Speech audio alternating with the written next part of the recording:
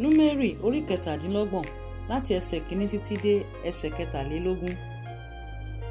Nígbà yìí ni àwọn ọmọbìnrin Selofehadi ọmọ Heferi ọmọ Gileadi ọmọ Makiri ọmọ Manase ti ìdílé Manase ọmọ Joseph wá. Wọ̀nyí sì li orúkọ àwọn ọmọbìnrin rẹ̀: Mala, Noa àti Hogla àti Milka àti Tasa.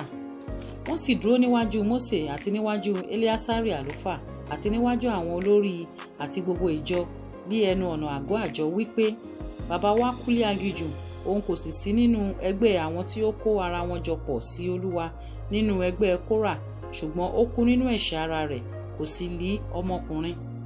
Èhá ṣe tí orúkọ bàbá wa yóò fi parẹ́ kúrò nínú ìdílé rẹ̀, nítorí tí kò ní ọmọkùnrin. Fún wa ní ilẹ̀ ìní láàrin àwọn arákùnrin bàbá wa.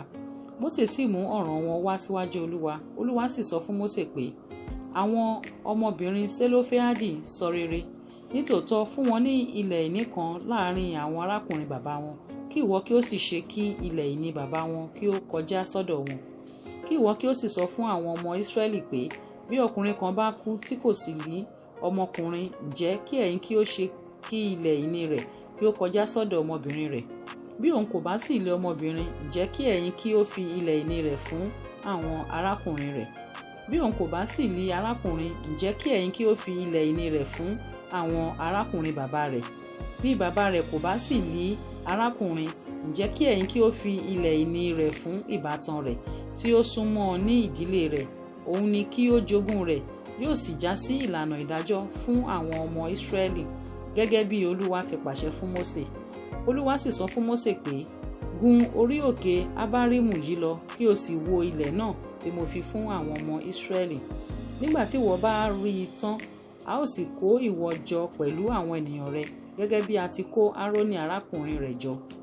Nítorí tí ẹ̀yin ṣọ̀tẹ̀ sí àṣẹ mi ní aginjù, Síìnì, ní ìjọ láti yà mí sí mímọ́ ní ibi omi ní iwájú wọn.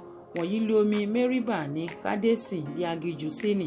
Mósè sì sọ fún Olúwa pé, jẹ́ kí Olúwa Ọlọ́run ẹ̀mí gbogbo ènìyàn kí ó yan ọkùnrin kan sórí ìjọ, tí yóò máa ṣáájú wọn jáde lọ, tí yóò sì máa ṣáájú wọn wọlé wá, tí yóò sì máa sìn wọ́n lọ, tí yóò sì máa mú wọn bọ̀, kí ìjọ ènìyàn Olúwa kí ó má ṣe dàbí àgùntàn tí kò ní olùṣọ́. Olúwa sì sọ fún Mósè pé, ìwọ mú Jóṣúà ọmọ Núnì, ọkùnrin nínú ẹni tí ẹ̀mí wà, kí o sì fi ọwọ́ rẹ̀ lé e lórí, kí o sì mú un dúró níwájú Eleasari àlùfáà àti níwájú gbogbo ìjọ, kí o sì fi àṣẹ fún un ní ojú wọn. Kí ìwọ kí o sì fi nínú ọlá rẹ̀ sí i lára, kí gbogbo ìjọ àwọn ọmọ Ísírẹ́lì kí ó lè gbà á gbọ́. Kí òun sì dúró níwájú Eleasari àlùfáà, ẹni tí yóò béèrè fún un nípa ìdájọ́ Urimu níwájú Olúwa. Nípa ọ̀rọ̀ rẹ̀ ní kí wọn kí ó jáde lọ, àti nípa ọ̀rọ̀ rẹ̀ ní kí wọn kí ó wọlé, àti òun àti gbogbo àwọn ọmọ Ísírẹ́lì pẹ̀lú rẹ̀, àní gbogbo ìjọ.